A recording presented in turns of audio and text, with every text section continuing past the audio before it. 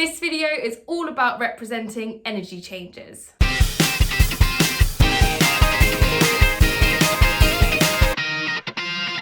So we know from our previous video that energy can never be created or destroyed, but just transferred. And so in what we call a closed system, there is no net change in energy.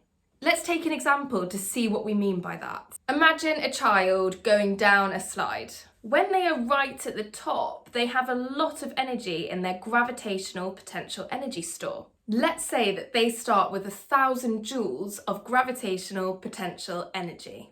As they slide down the slide, some of that gravitational potential energy gets transferred into kinetic energy. But some of the gravitational potential energy gets transferred into thermal energy, heating the surroundings. If at the bottom of the slide the child has 800 joules of kinetic energy, then the amount of energy that is transferred to thermal energy must be 200 joules. I know that because my total initial energy, 1,000 joules, needs to equal my total final energy, 800 plus 200, 1,000 joules. No net energy change in my closed system.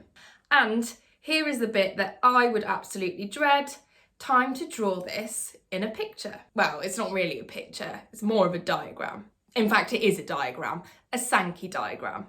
Luckily for me, I don't need too much artistic flair. I'm just drawing some arrows. And the important thing about these diagrams is the width of your arrow is representative of the amount of energy. They look a little something like this.